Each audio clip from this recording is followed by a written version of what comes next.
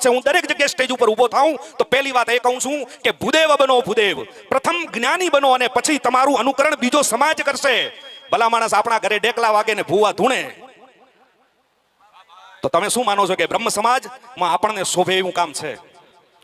અન્ય સમાજને જ્ઞાન આપવા વાળો સમાજ જ્યારે ડેકલાના તાલે ધૂણવા માંડે ને ત્યારે ગણવાનું કે આપણા પેઢીનું ક્યાંક પૂન ખૂટી ગયું છે. આવા રવાડે ક્યાંય ચડતા નહીં, કારણ કે આપણે બીજાને વેદોનું જ્ઞાન આપીએ છીએ, આપણે બીજી સમાજને ધર્મનું જ્ઞાન આપીએ છીએ, રામાયણનું જ્ઞાન આપીએ છીએ, હોમ હવન કરીએ છીએ. આ તો આપણે હોમ હવન છોડી દીધા. બાકી પુરોહિત જ એને કહેવાય જે યજ્ઞ કરતો હોય એ રાજપુરોહિત છે.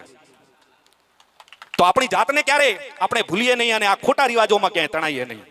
સાચું બોલજો, આમાંથી બર્થડે કેટલા ઉજવે છે બાળકો? માતાઓ પણ એટલા શોખીન હોય છે કે મારો દીકરો હેપી બર્થડે તો કરવો જોઈએ. હું તમને કારણ બતાવું હેપી બર્થડે નું. હું લગભગ દરેક જગ્યાએ કહું છું, મહેન્દ્રભાઈ ક્યારેક સાઉન્ડ લઈને હોય, લગભગ દરેક જગ્યાએ મારી આ વાત થતી હોય છે.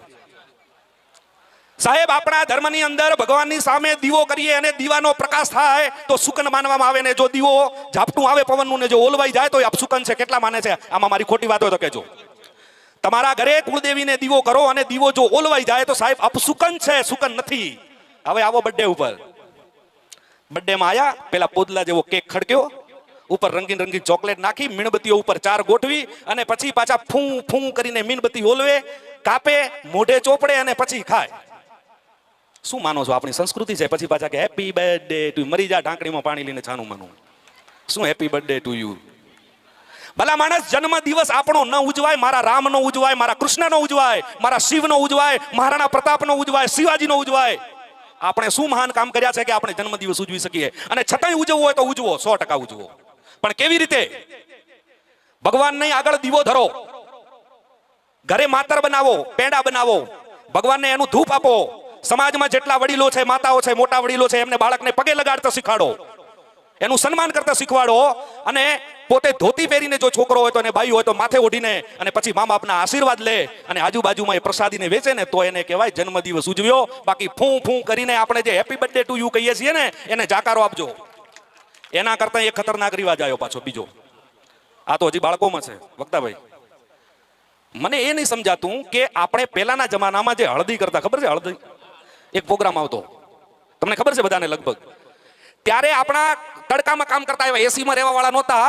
જ્યારે ખેતરમાં કામ કરતા હોય ને, ડીલ આખું શરીર કાળું પડી ગયું હોય તો એને હળદર અને ચંદનનો લેપ લગાડીને 2 દિવસ માટે ઉજળું કરવામાં આવતું. અને એ પણ બંધ ઓરડામાં. આપણો સમાજનો કરે એના પહેલા નાઈ એ કામ કરે. નાઈ સમાજના આપણા સેવક છે, એમને એ કામ કરતા. અને આપણે એને શેમાં બદલ્યું છે? મોટો મંડપ સજાવીએ, બધા હળદર લગાવે, હળદી લગાવે, એના મોઢે ચોપડે, કપડે ચોપડે ને 1 લાખ રૂપિયાનો ખર્ચો કરે. શું વાત કરો છો ભલા મને? આ હલ્દીના પ્રોગ્રામો આપણા સમાજમાં પિક્ચરનામાંથી ઉતારા કરી કરીને ખોટા ખોટા ખર્ચે નહીં ચડશો. આપણા રીત રિવાજો છે એમાં ચાલો, એના કરતા એક બીજો રિવાજ તમને ખબર હોય તો આપણા સમાજમાં આવ્યો કે નહીં આવ્યો મને ખબર નહીં, પણ લગભગ આવવાની તૈયારીમાં છે. કયો? Pre wedding. આ ઘણા બાપુઓને નહીં સમજાય કે પ્રી વેડિંગ એટલે શું. બાપુ, એ પ્રી વેડિંગ એવું છે કાકા કે લગ્ન થાય ને, લગ્ન એના પહેલા છોકરો ને છોકરી ફરવા માટે જાય અને 2 દિવસ એકલા રોકાઈને ત્યાં ફોટોગ્રાફી કરે, વિડીયો ચાલુ કરે. હવે લગ્ન પહેલાનું લગ્ન એટલે પ્રી વેડિંગ. અલ્યા ભાઈ, આપણો સભ્ય સમાજ છે. દીકરી લગ્ન કરીને ગઈ હોય ને ચૂડલો પહેર્યો હોય તો 6-6, 12 મહિના સુધી એ ચૂડલો એના બાપના બતાવે. એ સમાજ આપણો છે. બાપ સામે બેઠો હોય, જમાઈ સામે બેઠો હોય તો એ ઘૂમટો ઊંચો ના કરે. એ આપણો સમાજ છે. અને તમે પ્રી વેડિંગના રવાડે ચડ્યા છો. પાછા વળી જજો, નહીતર ભૂદેવ કહેવાને લાયક નહીં રહો, એની ગેરંટી આપું છું. સભ્યતાને તમે વળગી ન રહો તો આ સમાજનો કોઈ પણ વ્યક્તિ આ સભ્યતાને નહીં વળગી રહે, એની ગેરંટી આપું છું. અરે એના કરતા આપણા પુરુષ સમાજના 2 થી 4 જણાને એવા જોયા છે. ગર્ભ ધારણ કરે તો તમને ખબર છે કે જ્યારે દીકરી પેટથી હોય અને પિયરથી જ્યારે સાસરે જાય તો સાસરી પક્ષવાળા લેવા આવે અને કિલો ગોળ સાઈડમાં રાખે, રસ્તામાં જે પેલું મળે એને આપી દે, મીઠું મોં કરાવે અને સુકન લઈને જાય. એ આપણો રિવાજ હતો.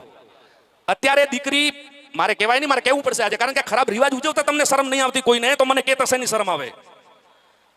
પેટ ઉગાડું રાખીને એનો જમાઈ એને બાજુમાં હાથ રાખીને ઊભો રહે અને પછી 2-4 ફોટા પડાવે અને પાછા ન્યૂ બેબી બર્ન એવા કઈ મેસેજ મૂકે. ભલા માણસ, મરી જાઓ. શિવાજીના પેટે, માં જીજાબાઈના પેટે શિવાજી ત્યારે જન્મ્યા કે જ્યારે એને રામાયણ વાંચી ગર્ભાવસ્થા દરમિયાન. દ્રૌપદીના પેટે અભિમન્યુ ત્યારે જન્મ્યો અને 6 કોટાની વિદ્યા ત્યારે જાણી શક્યો અને જીતી શક્યો, કારણ કે એને બાલ્યકાળથી એની યુદ્ધ કથાઓ શીખવી માતાએ, રામાયણ વાંચીને, મહાભારતો વાંચીને, એની યુદ્ધ કથાઓ વાંચીને, વીર કથાઓ વાંચીને. અને તમે શું એમ માનો છો કે આમ પેટ ઉપર ફોટા મૂકીને અમે ફોટા પાડીએ તો તમારા પેટે શિવાજી પેદા થાય? ગલુડિયા પેલા થાય, ગલુડિયા. એ શિવાજી પેદા ન થાય. ભલા માણસ, આ શરમ કરવા જેવી વાત છે. કોઈ મહાપુરુષને જોઈએ, કોઈ વીર પુરુષને જોઈએ તો આપણને ઈચ્છા થાય કે મારો દીકરો પણ આવો થાય, મારો દીકરો પણ ભારત દેશનું નામ રોશન કરે. તમે શું માનો છો આવી રીતે ભારત દેશનું નામ રોશન થશે? એમ પાછા વળી જજો. મારે અન્ય સમાજને આ સલાહ નથી આપવી, મારે અન્ય સમાજને સલાહ નથી આપવી. બ્રહ્મ સમાજ કરતો થઈ જશે. ભૂદેવ સમાજ, ભૂદેવ પૃથ્વીનો દેવ, બ્રાહ્મણ, બ્રહ્મને જાણનાર, જ્ઞાનને જાણનાર, એ સમાજમાંથી આપણે છીએ ભલા માણસ. આજે એટલા માટે સલાહ આપું છું, એક નાના ભાઈ તરીકે, એક દીકરા તરીકે, આ સમાજના બંધુ તરીકે, કે આપણને ભૂદેવ તરીકેનું આ ક્યાંય શોભતું નથી. કેટલાને હવે લાગે છે કે તમે વાત કરી એમાંથી આ વાત ખોટી છે, આંગળી ઊંચી કરો એટલે આપણે અહીંયા ચોખવટ થઈ જાય. અને જો તમને સાચી લાગ્યો તો એકવાર જોરદાર તાળીઓથી વધાવી લેજો.